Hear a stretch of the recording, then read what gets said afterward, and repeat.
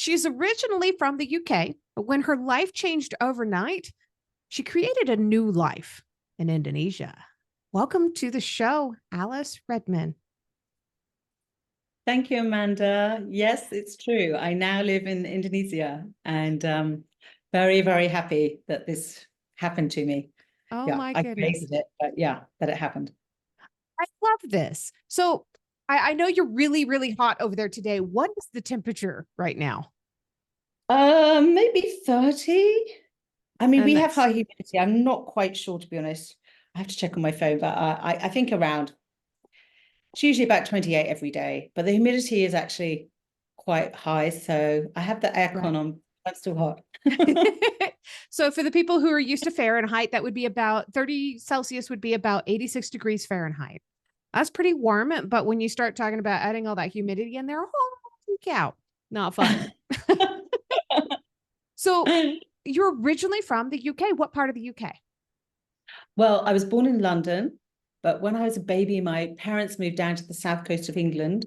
So I was brought up in a sort of small village outside of Portsmouth. Oh, very nice. Small villages they can have so much character and so much fun in them. Do you ever miss Yeah. it? No. No. No. No, no, please, no. I'm very happy here. Nice. But I did move to London. I was 17 and a half, nearly 18. And yeah, I wanted to, live in a big city. And so I guess whatever you get, you want to try something else, don't you? You You want want the the opposite, opposite. you know. That's why The Prince and the Pauper was such a popular book in its day. It's exactly what Yeah, it is. And we yeah. all want somebody else's experiences. So, We want contrast. right. Getting right into the nitty gritty here, what was the horrible thing that you had to experience that kind of set you on this path? Yeah, well, I was happily married, so I thought, with my husband for 5 years, and we couldn't have children ourselves, so we decided together to go through the process of adoption. We'd already thought about this before we even got married, and so yeah, so we went through the process. It's a very intense 2-year process, and you're assessed all the way along the way. You go for courses. I even had to work in a nursery. Yeah, you have to. I mean, I read lots of books about attachment theory and bringing up, adopted children and all of this. And then basically the day before we were going to be integrated with the children, we were going to move up to near the foster family and integrate with them and then bring them home to our house. My husband woke me up before going to work and basically said he didn't want me or the children. So I wasn't fully awake. But obviously he woke me up. So I was sort of in that sort of waking up stage. And yeah, it was pretty shocking. My life changed literally. It was one of those sliding door moments. The life I thought I was going to lead for the next 20, well, for the rest of my life, Right. adopting these children and having the honor of bringing them up and nurturing them. Yeah, it was 2 siblings. So a little girl who was 3 and a little boy who was 18 months. So I could have had this instant family, these beautiful children that I'd felt very connected to spiritually. And, I knew everything about the little girl. She was beautiful, creative little thing. I knew everything about her. And I felt so connected to her in particular. I mean, obviously the little boy, I didn't know so much about his character. He was, 18 months, but because you don't get to meet them till the day, Mm. And yeah, I was just, whoa. I mean, I'd never, this term heartbroken. I mean, I felt my heart breaking in the physical sense inside of my body. I mean, when people say heartbreak, like, yeah, I mean, okay, so you're sad. So, it's broken your dreams. But actually, I felt it deeply within my body. Yeah. The shock went through my body. I mean, for the first 5 nights, I had some sort of spiritual opening through this intense pain that I was going through. And yeah, my life had a kind of domino effect from actually just that moment. So yeah, it changed my life. My goodness. I can't imagine. I mean, you haven't met the kids, but you're already dedicating your life to spending with them and then having them ripped away from you. It must have felt like you had your own children ripped away from you because, in a sense, they were. Yeah, I mean, on many levels, yes. And I did have, what I can say, like the results of what you would have when you have a miscarriage. My body actually felt everything and acted accordingly.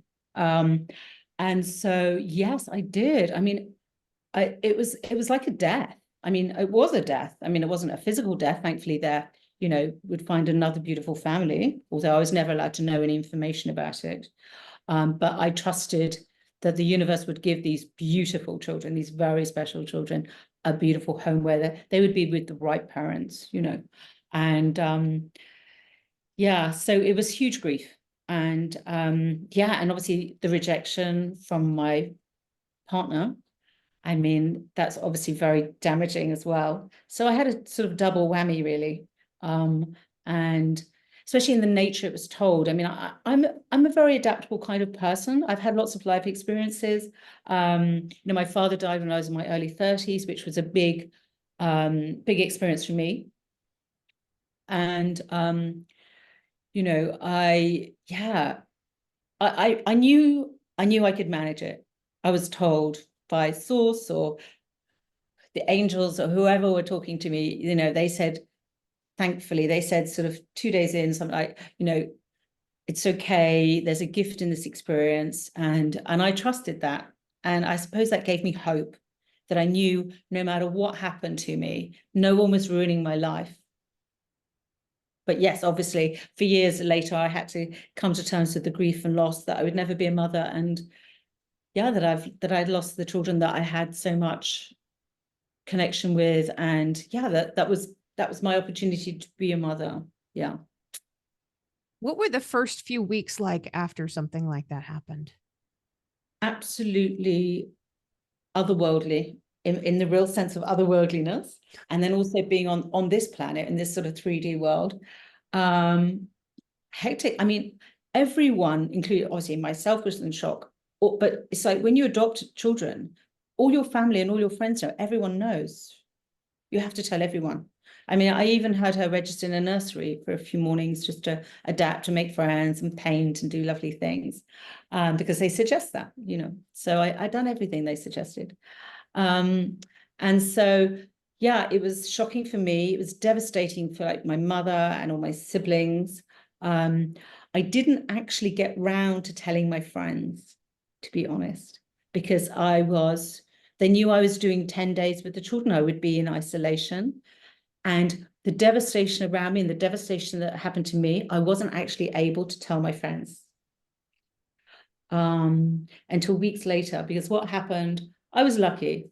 My sister stayed with me the first week. Some lovely family friends said to me, look, do you need help? Come and live with us. We'll support you. So they supported me for the second week because I'd gone on this spiritual journey, and I was in severe shock. And, the carpet from beneath my feet, the ground had literally emptied and I had been swallowed. So they took me in for the second week, which was that really saved my life. And I can put it down to them, that's how I came through everything so well. What happened to me later, because on the third week when I had to leave the house because the lovely, his wife, she actually had to have an eye operation. So they took me back to my house and to my family. And basically, the next week, I ended up getting sectioned in a psychiatric ward. Oh, Yeah. So, but, luckily, I mean, that was even horrendous. I can't really, horrendous doesn't really express it, but complicated. But, have my freedom taken off me, being drugged and all of this. I mean, I was just like, wow, now I really am in a movie. I mean, this is just, my life it just tumbled into incarceration.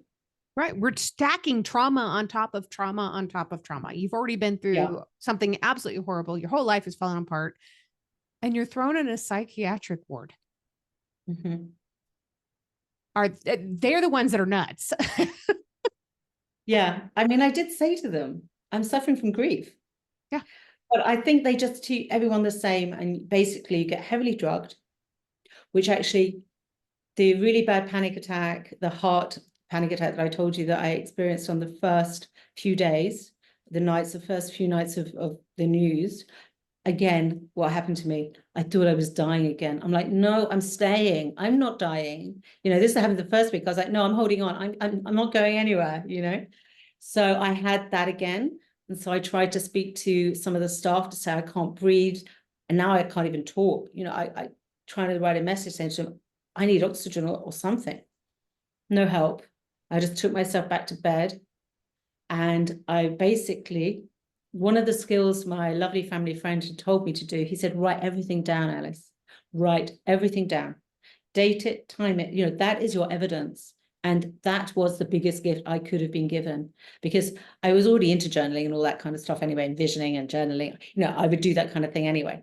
But to do it in that place got me out of there as quickly as I could have done and thrown off my section. But yeah, I rode through that panic attack, and it was, I really thought I was going to die. I was like, no way. I want to live. So yeah, so that tool I would recommend to anyone if they're feeling they're going through difficult times.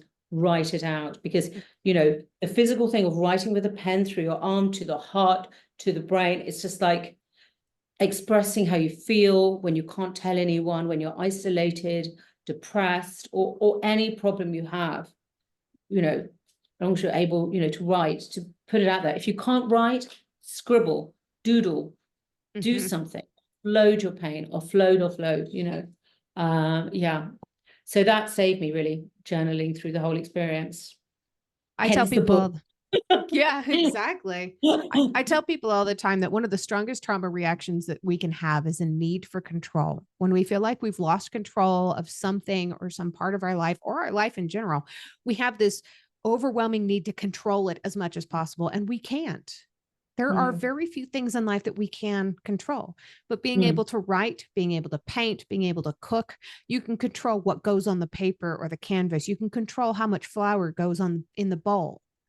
Take the things that you can do, that you can control, and use them in a beneficial way. Absolutely. Retrain yourself. Yeah. Yeah.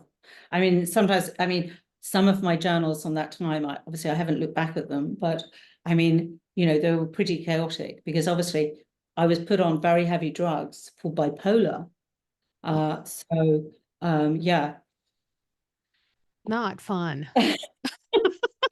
And I you said know. that you knew there was a gift in your experience and you had Yes. to share this to be able to help other people. Yeah. That is not an easy thing to do.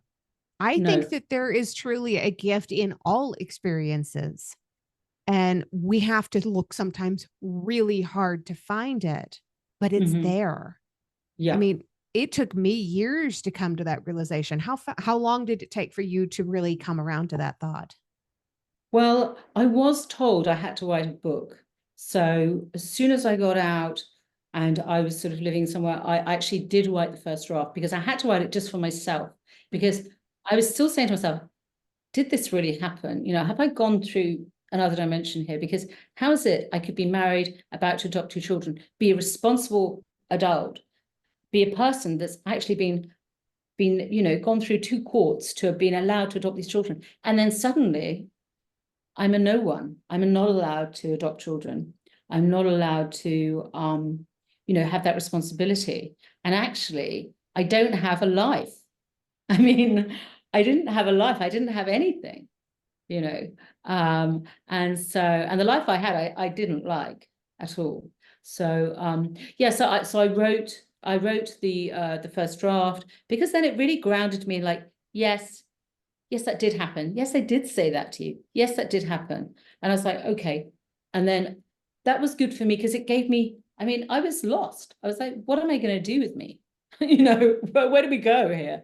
No one gives you guidance. And I got out of the psychiatric ward, and yeah, I had to find a new way. So writing, I mean, I would never say I was a writer, and I never imagined putting out a book ever, especially about my personal circumstances, which, extremely revealing and personal. So it has actually taken me, so it happened. So the first draft was written in 2015, and now it's 2023 that I put it out early this year.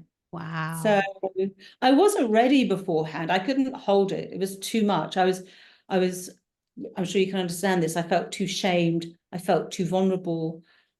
It was too exposing. I didn't want to hurt anyone, especially my family. I didn't want to be seen, be heard. I didn't want to speak up even. I mean, I'm just learning to speak now. I sound just learning to speak. I'm learning to speak on podcasts and talk about what happened to me. But before then, back in March, when I put out the book, I was still like, I'm just going to hide here. Okay, I've done the book thing. I'm just going to yeah, get used to that. But I had such good response from people that read the book.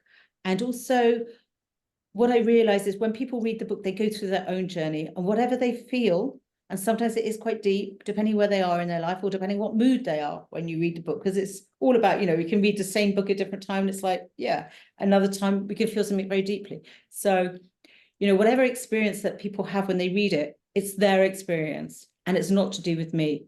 The way I see it, I've gifted my personal experience. And if some people can get something from that for themselves, then that's great. But really, I see it's not about me now. Yes, it is my story. Obviously, it will always be my story. But, that is so far away now. It's 9 years away. It's nearly a decade, So my life is very different now. And I'm much more, I'm in a place of safety. I'm in a beautiful world living in Bali with the nature all around me and the beautiful weather and the beautiful community that I've connected to and all the wonderful things that I've learned since I've been here. Right. And I And know healing, I, everything. I understand quite a few of the things that you've learned since moving there have been really helpful for you in recovering from everything that you had to go through. I mean, aside from the journaling, aside from writing, what all have you done? Right. Well, when I came to Bali, I'd already been singing mantra, and mantra was something that another aspect that actually saved me, because when I couldn't sleep all those nights to begin with, I sang my mantra every night, all through the night, in fact. I mean, I sang along with some other music to keep me in my body. And that mantra, funnily enough, I had been singing for my children for the 2 years until I found them. So, so that held me in so much power. It was like I'd sang that mantra for them, and now I was singing it for myself, for us all, really, in a spiritual sense. So when I came to Bali, I started going to kirtan and singing mantra with others. And that was just a really wonderful way of just singing through my heart and just expressing how I felt and just releasing and empowering my body and waking up all the cells to make them happy. So it was my joy, my weekly joy. And then on top of that, I found the Pyramids of Chi, which is a healing center where they have loads of sound healings with gongs. And so I experienced all that, which was amazing and really inspired me to want to learn more, to have a singing bowls course, to have a gong course, to get a gong, to get bowls, to really go back into the sound. I say go back into the sound because in my 20s and early 30s, I was in a band with my ex-boyfriend, and he sort of indie pop, kind of thing, or indie rock. And I played bass. So I'd been in the sort of music industry and with music as a sort of, through my partner. And now, since I've been living in Bali, sound has been in a different way to bring me through this experience and to help support my body through the trauma, to release through the shock, through experiencing joy and experience these mini transformations. I definitely say along with breath work. I've done a lot of group breath work when I first came here, and since trained as a facilitator, I think it was last year, I had to. It's one of the breath is the most powerful tool to keep us in our body, to allow us to breathe when we're going through all this shock and pain and despair, So yes, that's a couple of things anyway. And obviously singing and using the voice, because when you sing, you're singing to every cell in your body. And, we all have the gift, unless obviously you can't speak, or, we all have the gift of singing, doesn't matter what, you know, a lot of people say, oh, I've got a dreadful voice. It's like, no, no, no, we all have a voice.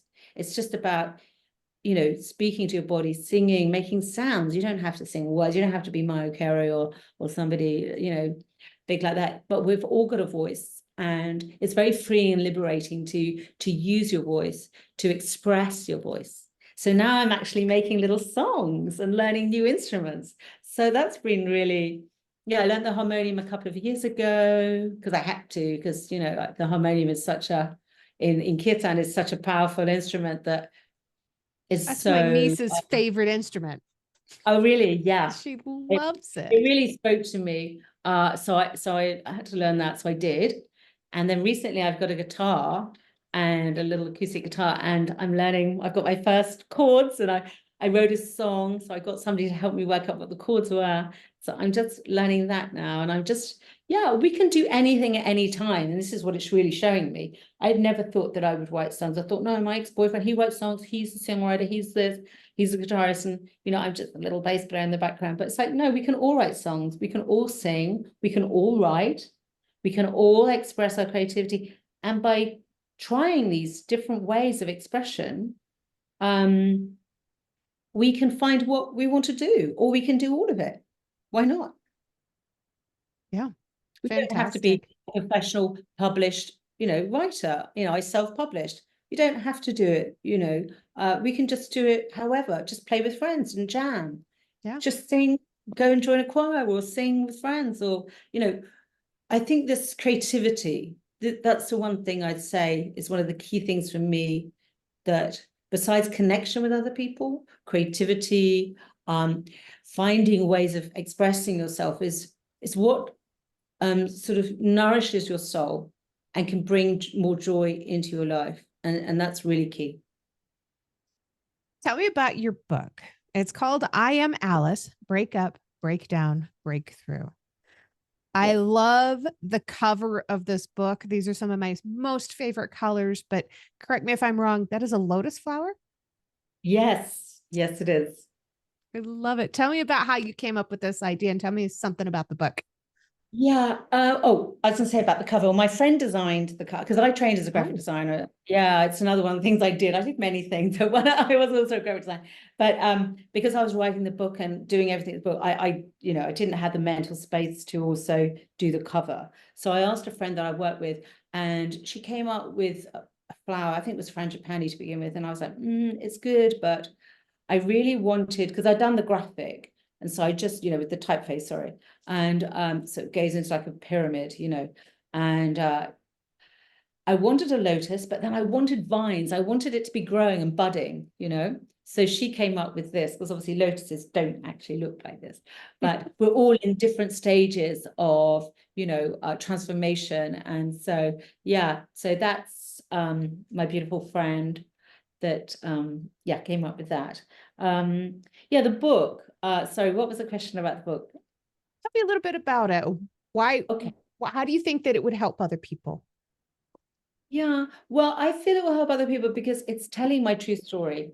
I do call it a true adventure story because, you know, it was an adventure that I didn't know where it would go or what would happen. And so many different things happened on so many different levels. So I feel it's sharing it honestly about what happens to people. Now, the themes in the book, divorce. I mean, 50% of the population gets divorced. Um, you know, children, having children, not having children, losing children, adopting children. I mean, you know, everyone wants children or doesn't want children or whatever, you know what I mean? So another universal theme. You know, the real crux of it is getting locked up and in a psychiatric ward, because I didn't realize this, but this happens to many, many people. And since I've put out my book, or even before I put out my book, people came to me and told me their story about how it happened to their mother, to themselves, and all of this depression, suicide, and all that kind of stuff. So I was really like, I really need to do this for people that are still shamed about talking about being, you know, incarcerated, having their freedom taken off them, being drugged, not being able to leave. And I don't know about what it's like in America, but in the UK, if you get sectioned, chances are it's going to happen again and again. Oh, that's horrific. So, I mean, I had met this friend in Bali, And she had put a message out on Facebook. This is before I put the book out. And she said, I need help. So I texted her personally. I said, what's going on? And she said, oh, I've been locked up. And I said, okay. Okay, so, and I tried to sort of understand the situation. We had a few Zoom calls.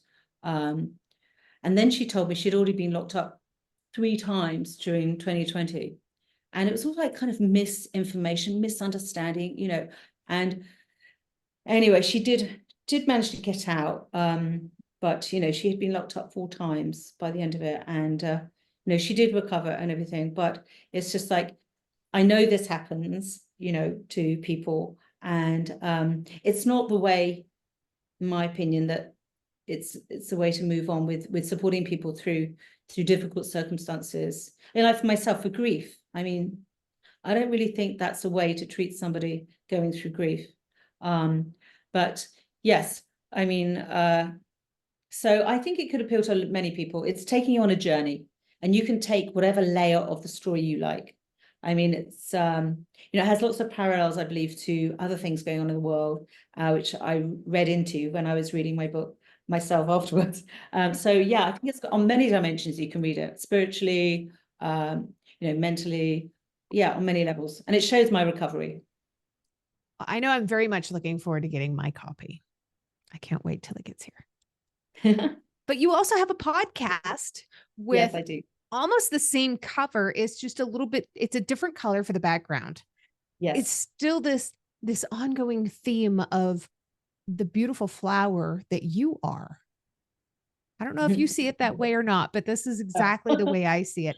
This is, Yeah. to me, a representation of who you have become. You have grown so much from where you were. It's just beautiful. Yeah. What is your podcast about? Well, my podcast's about creativity, connection, clarity. I mean, for me, I know, and for people going through difficult circumstances, connection is key. We need to find connection with ourselves, with nature, with people, because that's what's going to take us through. So we have to find the right ones for us that we can trust and support and be supported, and also support other people. So, and creativity, for me, that is what we're all here for, to be creative individuals, to be creative souls that can fully express, you know, oh, you can't sing, so you don't sing all your life. I mean, it's like you don't paint, you can't draw, blah, blah, blah. We all have all of this stuff. So it's coming through those boundaries and just trying things. And by trying things, you'll find something. And that can be a really wonderful way of expression. You don't have to be professional at it. I mean, you can write something, you can paint, you can do whatever you like, you know, and to not have those limitations, to realize that we can all do it. I mean, now I'm doing a podcast. I mean, I really wanted to do it, but I thought, oh, I don't know if I can do it because I've seen other people's and I don't know. And then I just thought, no, you're doing it. Talk to all these people that inspire you, and then just do it. And I was like, okay, well, I'm going to do that then. So I did. And now I think I'm on number 8. And yeah, I love it because I love talking to other people about their lives and all the sort of juicy things that inspire me. So yeah, instead of talking about me, I much prefer talking to other people. Yeah. Well, it has come to that point in the podcast where I ask the final questions. The last one is absolutely my favorite question, always will be. Before I get there, my next to last question is always, or I try to make it always, do you consider yourself an introvert or an extrovert? And have you always been that way, or has that changed? Right. That's a really interesting question, actually, because some people perceive me as being an extrovert because I love people and I like to meet new people and I love to chat to people. But I wouldn't count myself as an extrovert. I think I'm sort of one of those, I could be either, you know, I'm sort of a bit of both.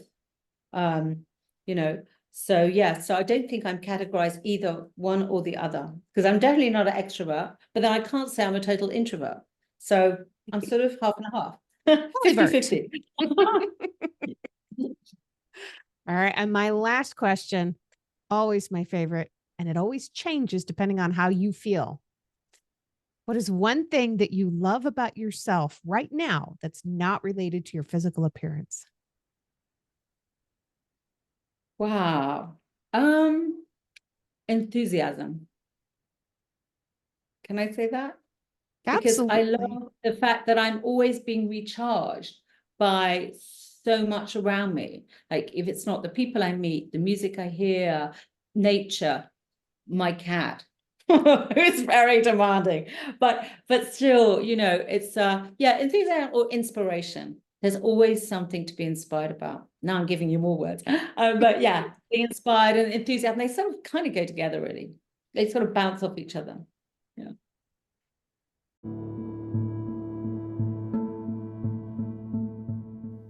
If you've enjoyed this episode, please make sure you check out the episode description. You'll find links there on how you can learn more about this guest, links to connect with them on social media, and how to support the podcast.